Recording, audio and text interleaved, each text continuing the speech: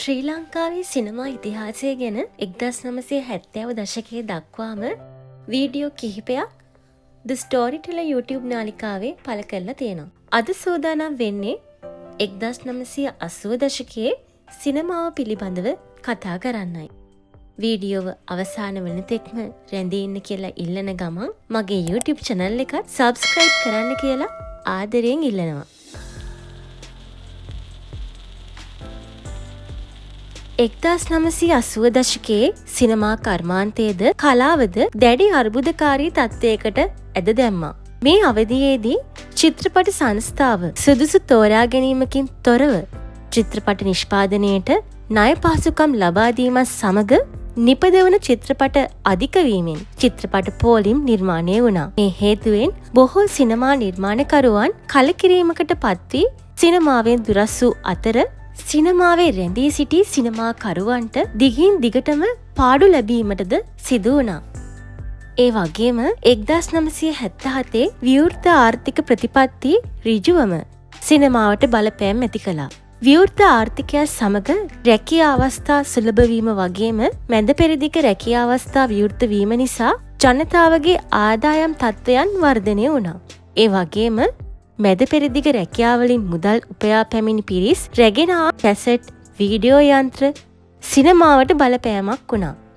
ඒ වගේම කිසිදු සීමාවකින් තොරව දෙමළ, හින්දි, හොංකොං චිත්‍රපට, කාමජවනිකා වලින් පිරි හොලිවුඩ් චිත්‍රපටවලට මෙරට ප්‍රේක්ෂකයා පුරුදු වුණා. මෙම ප්‍රේක්ෂකයාගේ රුචිය අනුව නිසරු වෙළඳ චිත්‍රපට නිර්මාණය කිරීමට ලාංකීය සිනමාකරුවන් යොමු වූ නිසා චිත්‍රපටවල තිබූ කලාත්මක භාවය තර්ජනයකට ලක් වුණා. ඒ වගේම හින්දි දෙමළ චිත්‍රපට අනුකරණය කරමින් අනුකරණ චිත්‍රපට රැල්ලක් බිහි වුණා. ඒ වගේම 1979 ස්වාධීන රූපවාහිනී සේවය සහ 1982 ජාතික රූපවාහිනී සේවය ඇරඹීමද ඒ මගින් ටෙලිනාට්‍ය වැනි අංග බිහිවීම නිසා සිනමාවට එයද බලපෑම් ඇති කළා.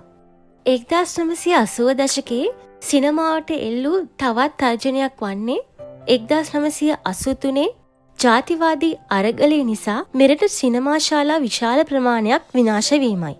රටේ ඇති වූ භීෂණකාරී තත්ත්වය ප්‍රේක්ෂකයා සිනමාශාලාවට පැමිණීම සීමා කළා.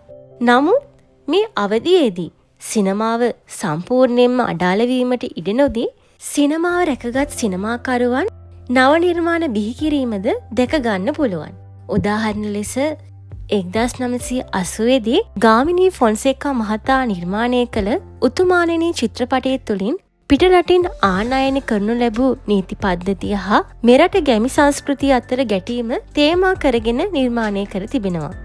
1981 දී ලෙස්ටර් ජේම්ස් පීරිස් මහතාගේ බැද්දේගම චිත්‍රපටය මිනිසුන්ගේ ජීවත්වීමේ අරගලය තේමා කරගෙන නිර්මාණය වී තිබෙනවා. ලෙස්ටර් ජේම්ස් පීරිස් මහතාගේ කලියුගයේ චිත්‍රපටය ඉහළ නැගීමේ ආශාවෙන් නන්දාගේ හා පියල්ගේ ජීවිත අවසානයේ හිමි කරගන්නා ඛේදවාචකය මගින් ඉහළ නාගරික මධ්‍යම පන්තියේ ගරා වැටීම තේමා කරගෙන නිර්මාණය කර තිබෙනවා. ධර්මසේන පතිරාජගේ පාරදිගේ චිත්‍රපටය ගමේ ඉපදුනද එහි මුල් නොබැස නගරයේ ජීවත් වුවද ඒ හා බද්ධ නොවූ චන්දරේගේ ජීවිතය ඇසුරින් නූතන තරුණ පරම්පරාවේ ඛේදවාචකයේ පැතිකඩක් විග්‍රහ කරනවා.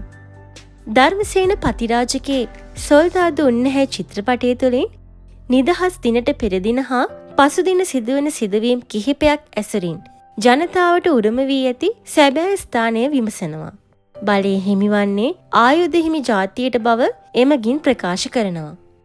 1983 වසන්ත ඔබේසේකරයන්ගේ දඩයම චිත්‍රපටය තුළින් සම්ප්‍රදායික කුලකාන්තා සංකල්පය සුණු විසුණු කර දැමීමට සමත් වෙනවා. පුරුෂාධිපත්‍යයෙන් යුත් සමාජ ක්‍රමය තුළ පෙරදිග කාන්තාවට උරුම වන දුක්ඛදායී ව්‍යසනය හමුවේ අයුක්තිය අසාධාරණය වෙනුවෙන් නැගී සිටින්නයක් පිළිබඳ මෙම චිත්‍රපටය තුළින් කතා කරනවා. 1980 දශකයේ සිනමාවේ ඇති වූ අර්බුදයට වඩාත් සාර්ථකව මුහුණ දෙන්නේ මැදමාවතේ සිනමාකරුවන්ය.